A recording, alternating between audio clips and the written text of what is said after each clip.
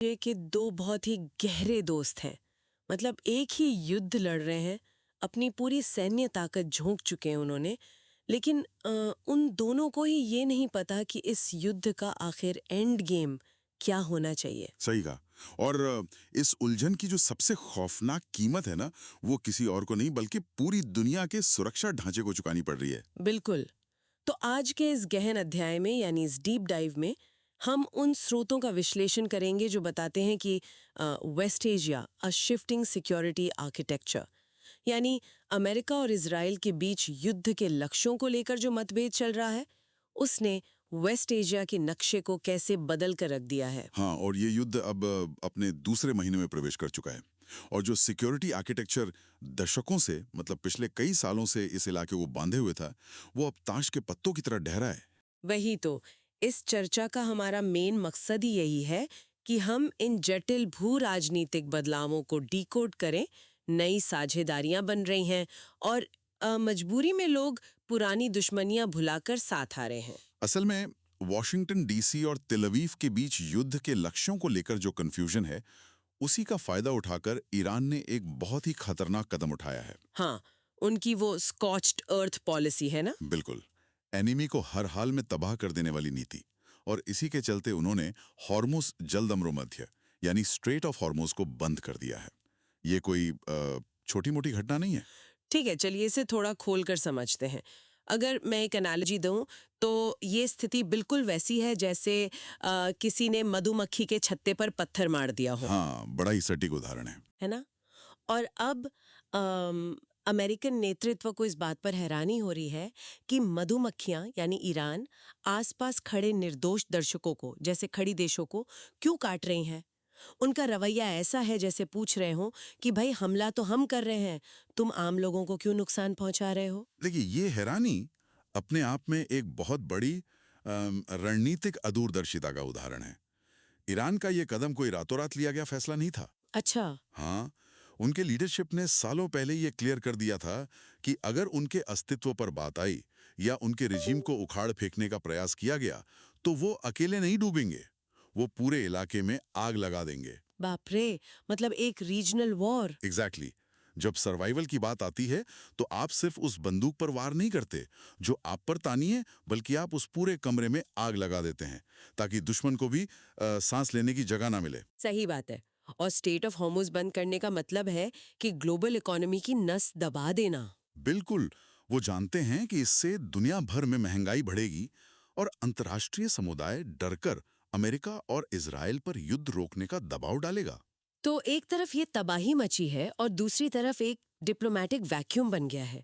और इस खाली जगह को भरने के लिए एक ऐसी एंट्री हो रही है जिसकी शायद ही किसी ने उम्मीद की होगी। आप पाकिस्तान की बात कर रही हैं ना? हाँ बिल्कुल।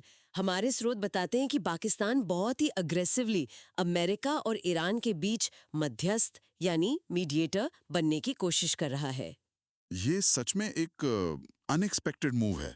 पाकिस्तान के army chief general Asim Munir इस पूरी स्ट्रैटेजी के सेंटर में है। उन्होंने हाल ही में तुर्की, सऊदी अरब और मिस्र के विदेश मंत्रियों की मेजबानी की है। यहाँ पर बात सच में बहुत दिलचस्प हो जाती है, क्योंकि देखिए एक नॉर्मल इंसान तो यही सोचेगा ना कि क्या पाकिस्तान सच में वेस्ट एशिया में शांति चाहता है। हाँ, और लोगों का सोचना गलत भी नहीं है।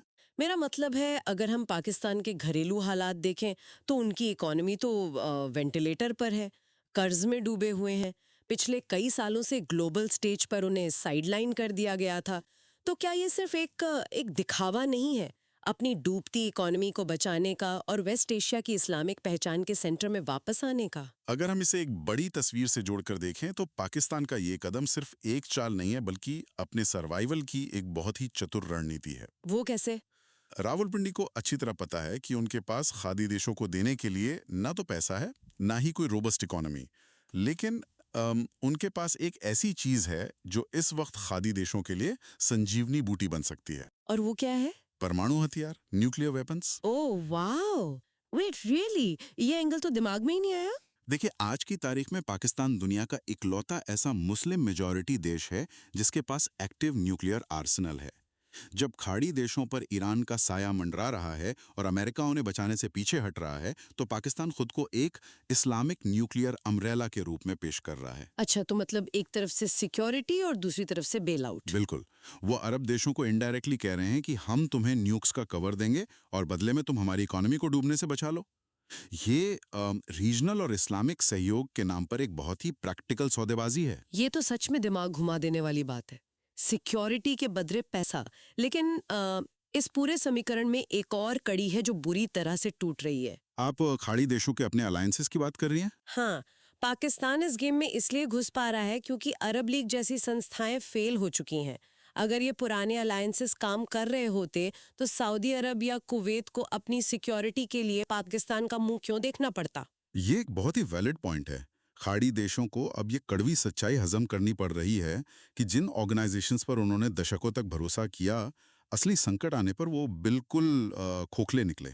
एग्जैक्टली और कुवैत ने तो इस पर खुलकर बोल भी दिया है ना। हाँ, कुवैत के विदेश मंत्री शेख जरा जाबल अल अहमद अल सबा ने जो बयान दिया, वो हताशा से भरा हुआ था।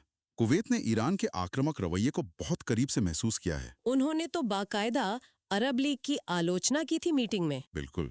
उन्होंने दूसरे अरब विदेश मंत्रियों के सामने क्लियर कर दिया कि अरब लीग फेल हो चुका है। ये कोई नॉर्मल शिकायत नहीं थी, बल्कि एक तरह से अरब लीग का डेथ सर्टिफिकेट जारी करने जैसा था। ओह, डेथ सर्टिफिकेट, ये वर्ड्स अपने आप में बहुत भारी हैं। मुझे तो ये सिचुएशन एक बहुत ही पुराने आउटडेटेड कंप्यूटर जैसी लग रही है। पुराना कंप्यूटर? मतलब जैसे आप किसी बहुत पुराने सिस्टम पर एक नया और भारी सॉफ्टवेयर रन करने की कोशिश कर रहे हो, जो सॉफ्टवेयर इनकी करंट जियोपॉलिटिकल क्राइसिस है। आप जैसे ही क्लिक करते हैं वो पुराना अरब लीग का सिस्टम हैंग हो जाता है या क्रैश ही कर जाता है। वो इस क्राइसिस का लोड ही नहीं ले पा रहा। हाँ, आपकी एनालॉजी अपनी जगह ठीक है, लेकिन मैं इसे थोड़ा अलग नजरिए से देखता हूँ। प्रॉब्लम सिर्फ भारी सॉफ्टवेयर की नहीं है। तो और क्या है? असल दिक्कत ये है कि इस कंप्यूटर का जो हार्डवेयर है ना, यानी इन खाड़ी देशों की सेनाएं, उनके इंटेलिजेंस नेटवर्क्स और कमांड स्ट्रक्चर्स, इनको कभी एक साथ मिलकर काम करने के लिए डिजाइन ही नहीं किया गया था। ओह अच्छा, मतलब इंटरऑपरेबिलिटी ही नहीं है इनमें। बिल्कुल। अरब लीग हमेशा से एक पॉलिटिकल प्लेटफॉर्म रहा है। नेटो जैसा कोई मिलिट्री अलायंस नहीं था।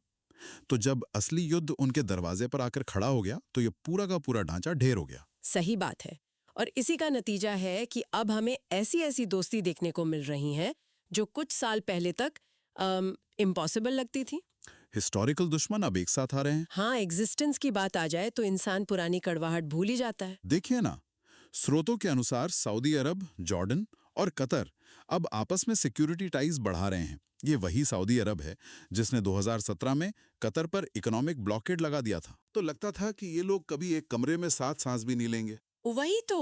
और सिर्फ यही नहीं, यूएई और बहरीन जैसे देश भी अपने बॉर्डर डिस्प्यूट्स और पॉलिटिकल डिफरेंसेस को साइड में रख रहे हैं। जब सर पर छत गिरने वाली हो, तो आप इस बात पर नहीं लड़ते कि दीवार का रंग कैसा होना चाहिए। सही कहा आपने।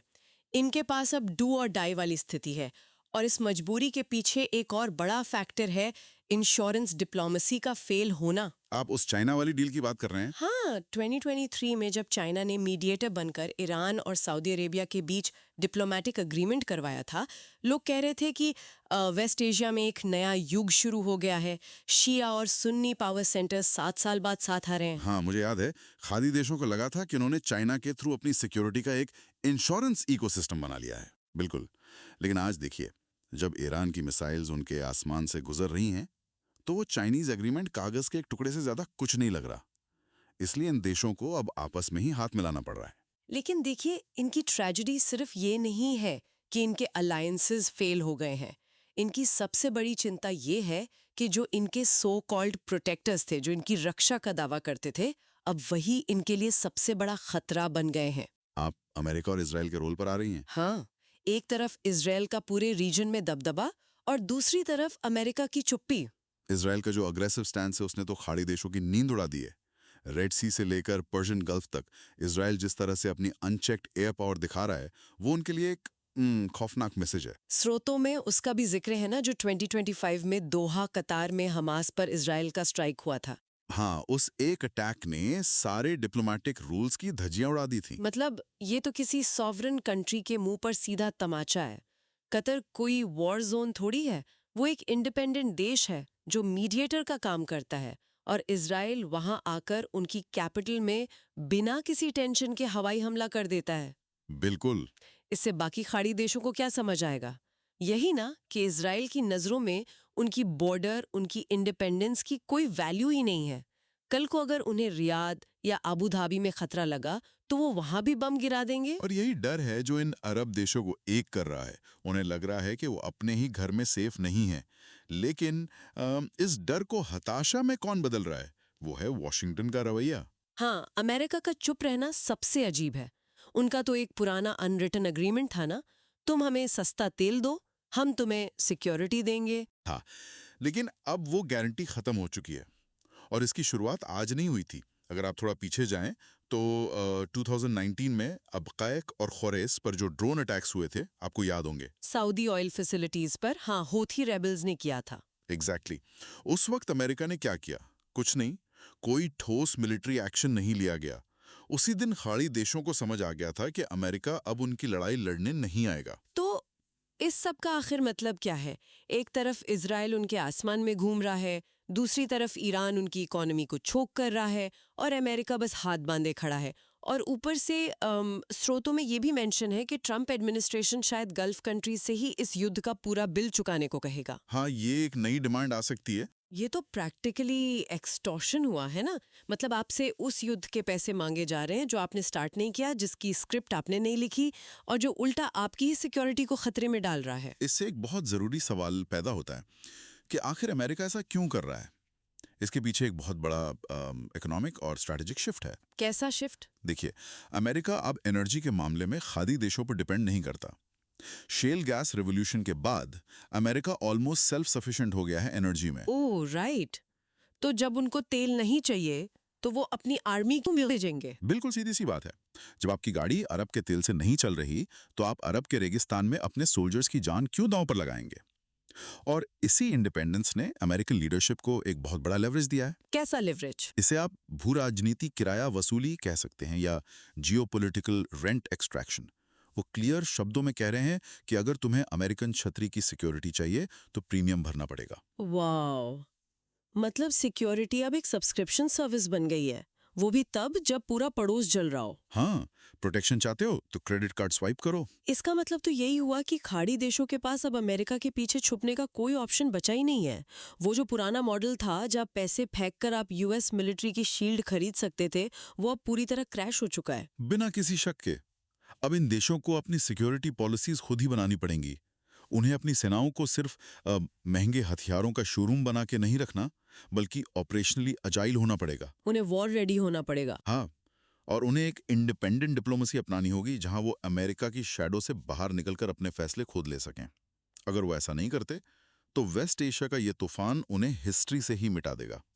इस चर्चा से तो एक बात शीशे की तरह साफ है कि सेकेंड वर्ल्ड वॉर के बाद से वेस्ट एशिया का जो भी सिक्योरिटी ढांचा हमने देखा था या किताबों में पढ़ा था, वो अब मर चुका है।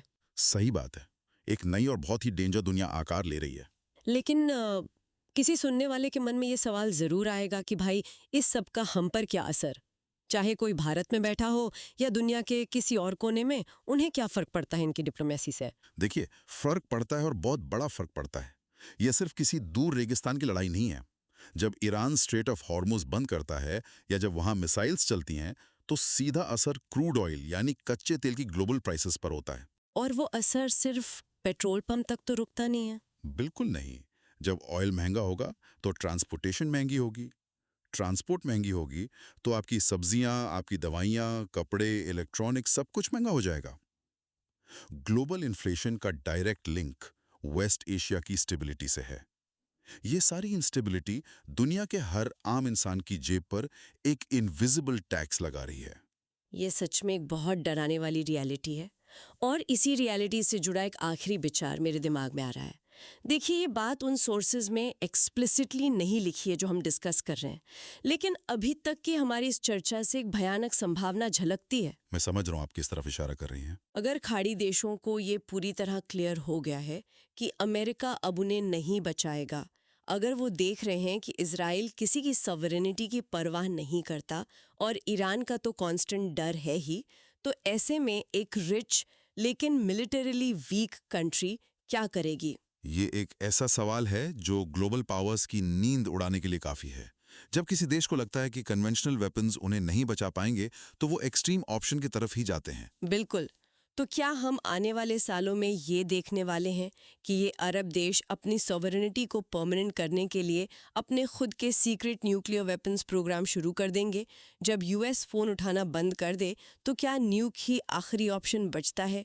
अभी हम पाकिस्तान के इस्लामिक न्यूक्लियर अम्ब्रेला की बात कर रहे थे, कल को तो ये खाड़ी देश खुद की ही छतरी बनाना चाहेंगे ना? अगर ऐसा हुआ, अगर सच में ऐसी न्यूक्लियर रेस शुरू हुई वेस्ट एशिया में, तो वो कोल्ड वॉर से भी ज्यादा डेंजरस होगी, क्योंकि वहां दो सुपर पावर आपस में केयरफुली गेम नहीं खेल रहे होंगे। वहां बहुत सारे छोटे, वीक और डर से भरे हुए देश होंगे जिनके पास एग्जिस्टेंशियल थ्रेट्स होंगे। और डरा हुआ इंसान या डरा हुआ देश सबसे खतरनाक फैसले लेता है। हमेशा। तो आज के इस गहन विश्लेषण को हम इसी नोट पर ख़त्म करते हैं। हमने शुरू में एक बैंक रॉबरी की बात की थी, जहां वॉल्ट पर बॉम्ब बंधा है। आज क्लियर है कि वो बॉम्ब टिक टिक कर रहा है, पुलिस पीछे हट चुकी है और बैंक के अंदर बैठे लोग खुद को बचाने के लिए किसी भी हद तक जाने को तैयार हैं। वेस्ट एशिया का ये बदलता नक्शा और शायद एक नई न्यूक्लियर रेस, ये सब हम आने वाले दशकों तक महसूस करेंगे। ये डीप डाइव यहाँ ख़त्म होती है, पर ये सवाल अभी बरकरार है।